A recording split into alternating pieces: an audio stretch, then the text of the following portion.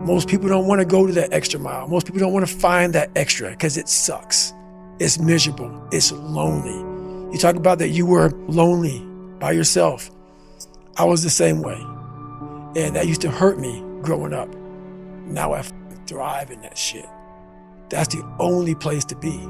It's that one time where I have an hour and a half every day.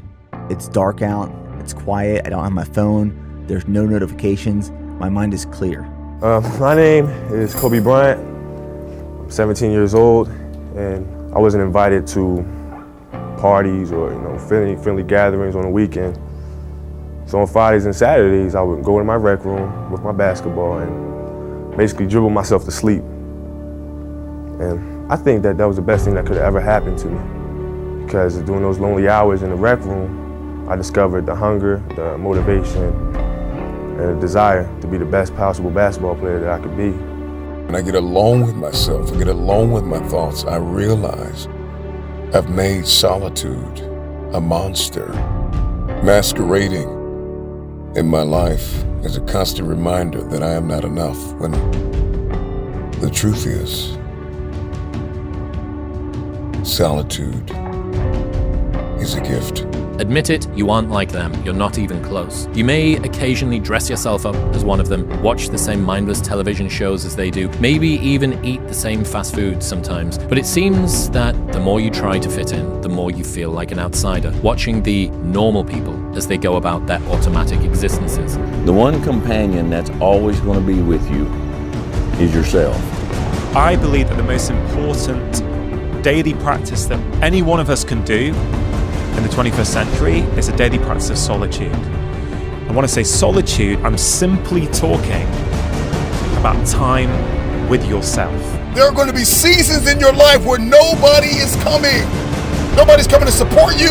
Nobody's coming to help you. Nobody's coming to save you. No one is coming to rescue you. You got to pull yourself out of the pit of misery and put the work in. Sure, you can talk about it. Sure, you can plan it. At some juncture, you have to disappear and put the work in and come back and shock everybody that doubted you. That gnawing feeling when you realize you've outgrown your social circle isn't loneliness. It's your ambition finally speaking louder than your need to belong. Start making yourself a companion that you're comfortable with. But if you get up and the first thing you do is start consuming from the outside, whether it's news, whether it's social media, even if it's good quality information, you've lost an opportunity to listen to yourself.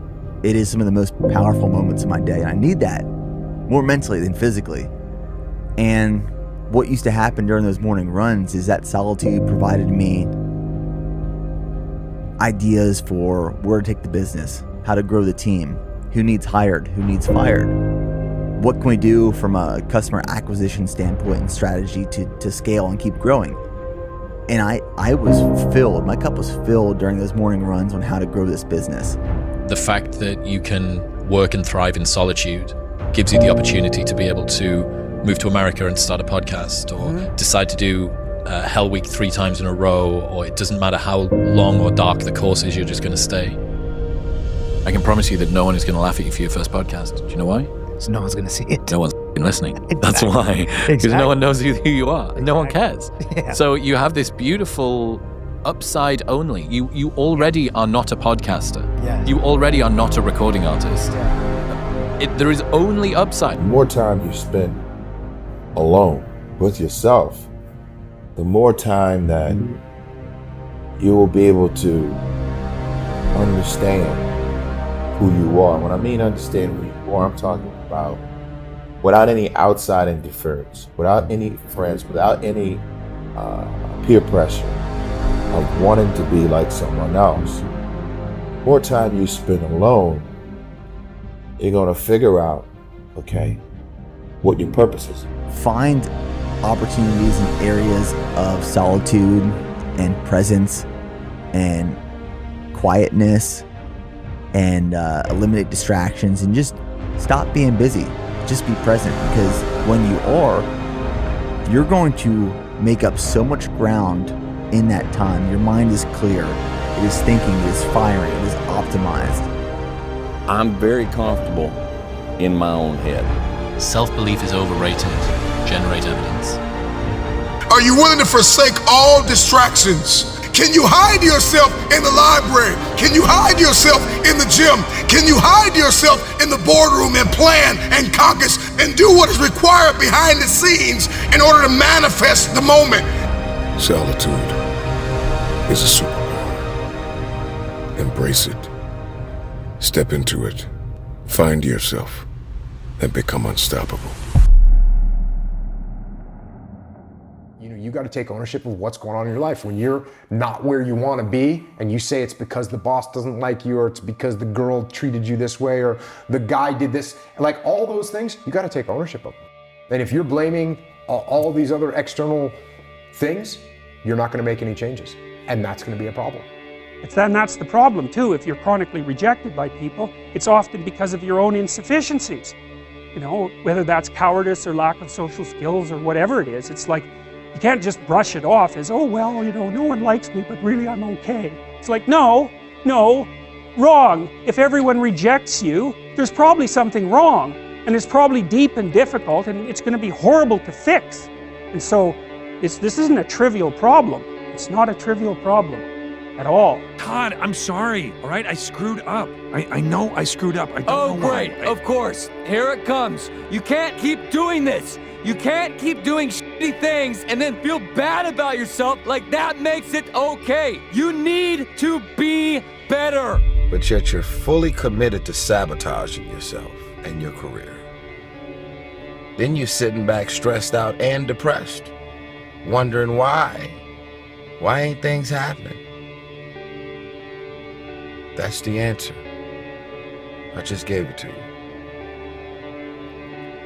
It's about as real as it gets. The question is, what are you gonna do next week, 2 weeks from now? You're in your own way. You are the reason your career is not on the next level. Nobody else but you. When you don't have a true appreciation and acceptance for who you are, and you allow yourself to be immobilized by fear, what happens in the process is that you begin to abuse yourself. You begin to sabotage your life, you begin to sabotage your dreams, you begin to unconsciously work against yourself. You become your own worst enemy. So what do you do about that? Well, you begin to realize that your dream and your gifts have so much meaning and so much value for you till your hunger for them will begin to push you past the fear. Your hunger to have them will give you a special drive. You might be sitting there wondering if you're gonna wake up tomorrow and do the thing you said you would. But why on earth would you wonder? This thing you're so uncertain about is literally you. There's nothing in this world you have more control over than yourself. But if you decide to wake up every day, surrender that control to chance, I guess you'll be stuck wondering forever. This disconnect between you and you is unnecessary, though. The pattern of hoping you fulfill the role of a better you and disobeying that desire every time is completely in your hands. It is a recipe for no self-respect. So there's some certainty within yourself that needs to be built. That's not going to happen by accident. If you look in the mirror and you ask yourself, what do you have to do to be successful? I promise you, your heart will tell you. You've never looked at yourself in the mirror and said, you let you down. Until you get to that point, you let you down. You're not brave enough. You want to put it on somebody else. The reason why I'm not successful is because of my boss. Have you ever looked at yourself in the mirror and said, I'm not getting up on time. I'm not going to work on time. I'm not putting in 120% when I'm at work. I let me down. You always want to blame other people. You want to hold other people to the fire, but you're not holding yourself to the fire. You just said you're giving 50%. You owe you an explanation. You owe you an explanation. You need to look at yourself in the mirror and say, why are you only giving 50%? What's wrong with you? You need to put yourself on punishment. You need to tell you no more TV, no more snacks, no more desserts, no, we working out now. No more alcohol, not right now. I can't handle it right now. You need to tell you that you owe you something. This is you versus you. Most of us, we live in a box. And we don't want to go outside that box at all, ever.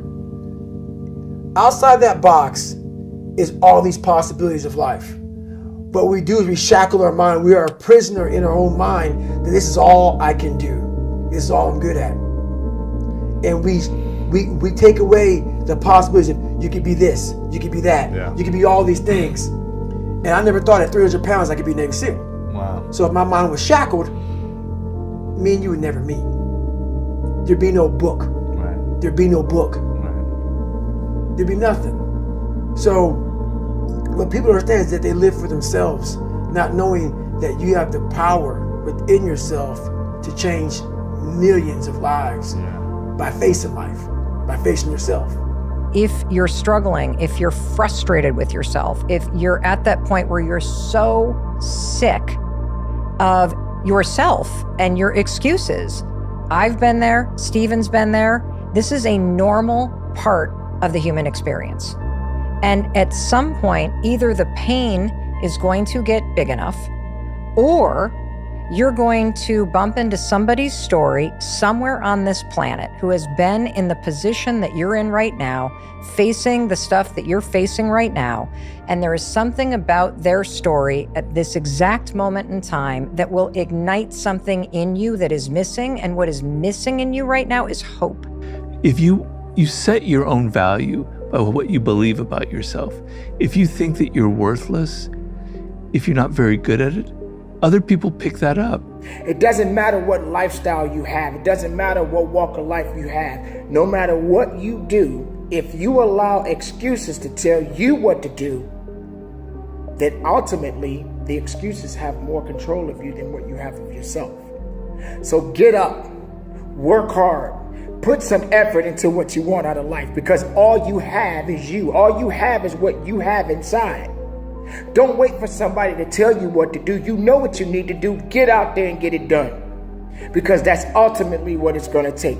You have to have the courage, the will, and everything you have inside to get to the level and beyond the level you want to be. Life does not stop until they put you on the ground, my friend. Strong mind is a catalyst for change. When you see the best athletes in the world either perform really well or, on the other hand, completely bomb out, it's because of that muscle that lives between the ears. It's interesting to me that the comfortable route is seen as the safest path, but the undeniable disappointment that comes from giving up the ideals of the true self doesn't seem so safe to me. Don't indulge in the comfort that comes before effort, because that comfort is nothing but a lie.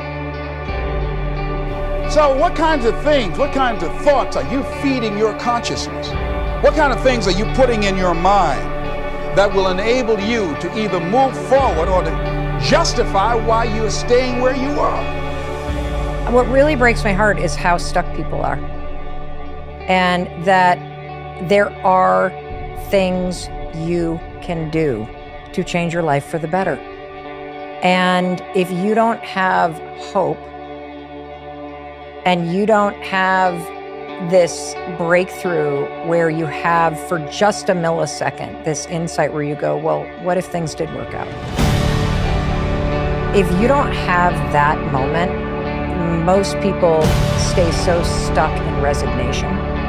So it's time to come face to face with pain. Look yourself in the mirror and ask yourself, how much more can you take? Because what hurt you, what tried to cripple you and kill you only made you stronger. You have the capacity to, whatever comes up, to handle it, to face it. And rather than feeling powerless, you begin to feel powerful. My content creators, my entrepreneurs, my musicians, come on, my keynote speakers, my captains of industries, my CEOs, from the captain to the cashier, there is more in you. Stay-at-home father, stay-at-home mother, lawyer, doctor, hygienist, author. I don't know who you are, where you're from, but there's more in you. You may be hurting.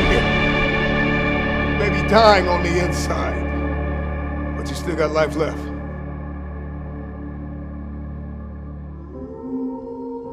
I got one question to ask you. Can you do this thing alone? I've trained 99% of my life alone. No one pat me on the back. I did all of the work alone. Wolves don't lose sleep over the opinions of a lesser species. Be alone. Go to that dark space. You may not want to fight that battle, but you need to. A beast is someone who can go through hell and be grateful that their legs are working. What are you? Are you a sheep or are you a wolf? When you train alone, I can take myself to such a level of real passion and purpose. Nobody's gonna feed us. You gotta feed yourself. The feeling I get is something I can't even explain. I don't need anyone. It's on you. You gotta want it as bad as you want to breathe. Success starts with you. It's all on you. If you want to be strong, you gotta learn to fight alone. Yes, you're tired. Yes, your mind is saying give up. Yes, it's saying quit. But you cannot quit because you realize you have not reached the goal yet. Day in and day out, you got to keep on working. And if you get knocked down, so what? Rise up and get up. Nobody's going to believe in you until you've already done it. Nobody's going to come and celebrate with you until you've already done it, which means you're going to have to work for a long time by yourself with no applause, with no awards. No one's going to believe in you in the beginning, nor should they. Be okay with it. If I have to do it alone, I will. Start alone, but get started. You gonna do this? Okay, fine. That's all I needed. That's all I needed for him to do that, and it became personal with me. For me, anger was good. Anger was good because it was motivating. The more I could create an enemy, the more I wanted to go out and kill those guys. I've been listening to them laugh my whole career. An Irishman win a fight in the UFC? Hell no. Laughs all around. Hell no, he's all talk, he's all hype, he's a joke. The sound of laughter and the sound of doubt motivates me. I saw you celebrate my losses like I wasn't gonna win again. You gotta want to be successful so bad that you forget to eat. That's how bad you gotta want it. I'm just wondering if you are bold enough, daring enough, if you can believe in your dream again, if you can get committed, if you can make it personal. It's personal. Because it's about you. It's personal. It's personal. It's personal. It's personal. It's personal. It's personal. It's personal. It's personal. It's personal. Once I talk to Cuss, and Cuss talk to me over and over again, over and over again, every night for hours and hours, I used to never have to worry about nobody ever bullying me again. Because I knew I would kill them if they f***ed with me. You've got to create a lot of different emotion to heighten your sense of awareness and focus. It's about you ultimately actively moving through your emotions rather than being stopped by them towards a goal. I think when change hits and it's personal, that's when the perspective shift comes. Get into something that's really personal, that means something to you. I think that's the key to what we do. It's gotta be personal. It's up to you to carry on. Remember, you owe you something. Continue to believe that. We all have desires and dreams. Make your dream a reality. I'm talking concrete commitment. The commitment that says, can I stay true to what I said I would do long after the mood that I've set it in has left? See, when you get personal, when you make it personal, everything changes. Don't make it personal. What a joke. It has been personal. When week after week I'm choked up, fighting back tears with every sentence, it's personal. I have waited my whole life. I will wait no more. That's why they say many are called, few are chosen. Ooh, it's about you having a vision, a possibility for yourself that has to do with being great. Because I'm gonna make it personal. Because it's always been personal to me.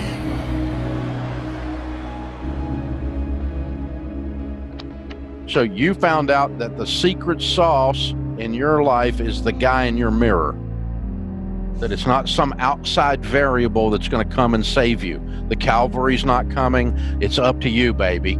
Get up off the couch. I got to go leave the cave, kill something, and drag it home. You found that truth in that moment. Despite my doubts and all of those sort of things, I'm going to put my trust in that and try and go for things and not be scared to fail and not be driven by fear and all those sort of things, because it's personal. It's about your journey, your goals. Listen to me, you got it. You have to eat the dream. You have to sleep the dream. You have to dream the dream. You have to see it when nobody else sees it. You have to feel it when it's not tangible. You have to believe it when you cannot see it. Do they have what it takes? Are they willing to do whatever it takes? A lot of people give up. That's just that's just the truth. Come on, there are too many people riding on you. You got a mother, she's been doing everything she can to put food on the table. You got to do it for her. You got a father that's counting on you. You got to do it for him. You got some siblings that are watching you right now. You got to do it for them. But guess what else? You got to do it for you. Because deep down in every human being, they want to see the greatest version of themselves. But most people quit. Most people stop believing. It's personal. It's personal. You gotta make it personal.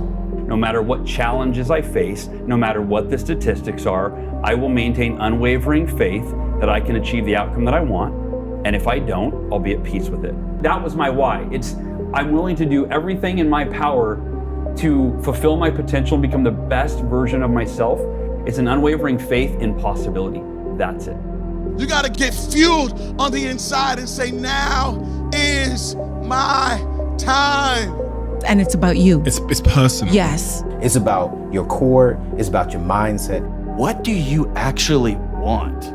How do you want all of your life to go? I believe everything happens for a reason, but I think we get to choose the reason. And I decide my fate. Nothing that you want will manifest itself unless you aim for it. And you won't aim for it unless you know what it is, and you won't know what it is unless you ask yourself. And then you might say, well, why don't you ask yourself? And the answer is, well, maybe no one ever explained to you that you needed to, which is a crucial issue. And then maybe you don't also trust yourself. If you had the job or career track that would motivate you, just hypothetically, what might that look like? This is dreams we're talking about. We're talking about dreams. It's just really rigid. If you become the best, you have to almost become fanatical. You know, this is my life, this is all I live for, this is my air, this is everything. Dreams require sacrifices. People don't want to sacrifice. Yeah. Following your dreams is a lonely, solitary, scary, dangerous pursuit. You can't wait for somebody to think you can do it. And when you get to the point where all you want to do is be successful as bad as you want to breathe, then you'll be successful. And I'm here to tell you, number one, that most of you say you want to be successful, but you don't want it bad. You just kind of want it. You don't want it badder than you want to party. You don't want it as much as you want to be cool. Most of you don't want success as much as you want to sleep. Nobody knows but you. You can't get advice on what you should do with your life. You take control of the circumstances. You take control of the outcome. You take control of your life. It's in our hands. It's on us. And nobody can make that decision for us. It doesn't start with them and they. It starts with me. Whatever the fuck you're doing, Just prove to yourself it's the shit that you want to be doing.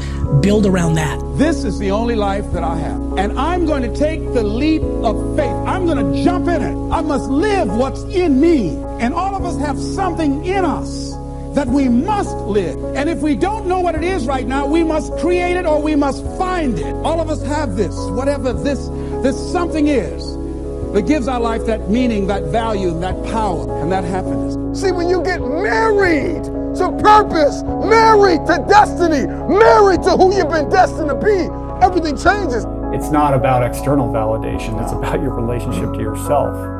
And you know when your head hits the pillow at night and when you wake up in the morning what that relationship looks like. It's not about them, it's about you.